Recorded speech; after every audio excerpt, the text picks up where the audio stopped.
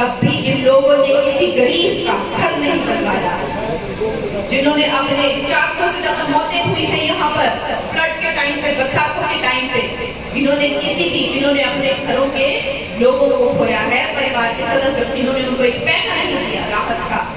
और जो PWD minister हैं, उनको कहते हैं मैं मिनिस्टर हूँ, आपको जान के ये दुख होगा कि सड़कों का मलबा तक नहीं उठाया इन्होंने, मलबा तक नहीं उठाया है, और इस चीज का सबूत सबके पास है।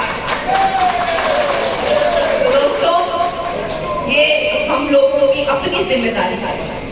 पार्टी का कार्यकर्ता होना एक चीज है, पर हम सब निश्चय ही, हम सब देशभक्त, हम लोग चाहते हैं कि जो हिमाचल प्रदेश है उसका कल्याण हो। हम देशभक्त हैं, हम राष्ट्रभक्त हैं। हमारा ये अपना दायित्व है कि इस कांग्रेस की सरकार को जो बीमारी की तरह लगी हुई है हमारे प्रदेश को, पहले तो देश में बीमारी की तरह थी, उसको तो वहां से निकाल दिया, वो पूरी क्योर हो गई है, पूरी तरह से क्योर हो गई है। हिमाचल में ये कैंसर अभी भी फैला हुआ है।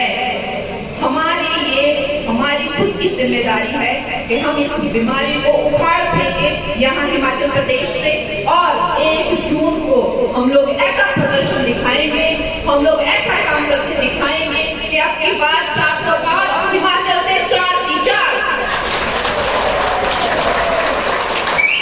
और हम लोग यहाँ पर भी विधानसभा में भी अपनी सरकार बनाएंगे, क्योंकि ये अब सुक्खू की दुक्खू सरकार से हमें छुटकारा चाहिए। ये दुक्खू सरकार अब हमें नहीं चाहिए। वो भी दुखी, हम भी दुखी, जनता भी दुखी, सब दुखी, उनके एमएलए भी दुखी, सब दुखी। ये सुक्खू नहीं, ये दुक्खू सरकार है। दुक्खू सरकार से छुटकारा पाना है दोस्तों। और मोदी जी का जो राम राज्य का सपना है, जहाँ पे जन जन खुशहाल होगा, हर एक के पास जीने का पूरी सुविधा होगी, वो राम राज्य का जो सपना है, जहाँ पे हमारी सनातन संस्कृति का जो है पूरे विश्व में परचम लहराएगा। वो सनातन संस्कृति को हमें जीवन एक वक्त था जब हमारे देश को कहा था कि दुनिया की सबसे बड़ी इकोनॉमी, जब सनातन संस्कृति का परचम लहराता था, वो वक्त वापस आ रहा है दोस्तों। वो वक्त में हमको भी कदम से कदम मिलाकर चलना है, हम पीछे नहीं रहेंगे दोस्तों। चाहे वो हमारी गरीब बहनें हों, बहनों को 10 करोड़ से ज्यादा गैस सिलेंडर दिए हो, या उन्हें टॉयलेट बना के दिए हो, या घर बना के दिए हो, या जन को अकाउंट खोल के दिए हो।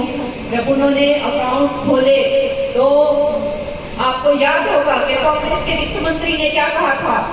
कांग्रेस के वित्त मंत्री ने कहा था कि ये गवार पॉपुलेशन है, अनपढ़ पॉपुलेशन है, ये क्या जानते हैं मोबाइल कैसे यूज करना। ये इनकी मानसिकता ऐसी ही रही हुई है हमेशा, देशवासियों का अपमान करना, महिलाओं का अपमान करना, सेना बलों का अपमान करना, किसानों का अपमान करना, यही इनकी जो है मानसिकता रही हुई है। आज यूपीआई का सक्सेस देखकर, सफलता देखकर क्या शर्मिंदगी होती है इनको? नाक कटती है इनको कोई शर्म नहीं है। आज भी जब आपकी बेटी का नाम आया तो इन सब ने कहा कि मंडी की महिलाओं का क्या देख है, इतने बेशर्म है। लेकिन आपको ये बात का ध्यान होना चाहिए कि ये हेमा मालिनी जैसी बुजुर्ग महिला, जिनके छोटे छोटे पोते पोतियां हैं, 75 से ऊपर की वो लेडी है, उनके लिए उन्होंने कितनी गंदी बात कही। इतनी गंदी बात मैं सभा में कह भी नहीं सकती, इतनी गलत बात उन्होंने हेमा मालिनी जी के लिए भी कही। ये कांग्रेस की ही नीति है, वो न सेना बल का सम्मान करते हैं, न महिलाओं का सम्मान करते हैं। इस कलयुगी सरकार को निश्चय ही जो युद्ध होता है धर्म और अधर्म के बीच में होता है, धर्म या अधर्म के बीच में नहीं हो सकता।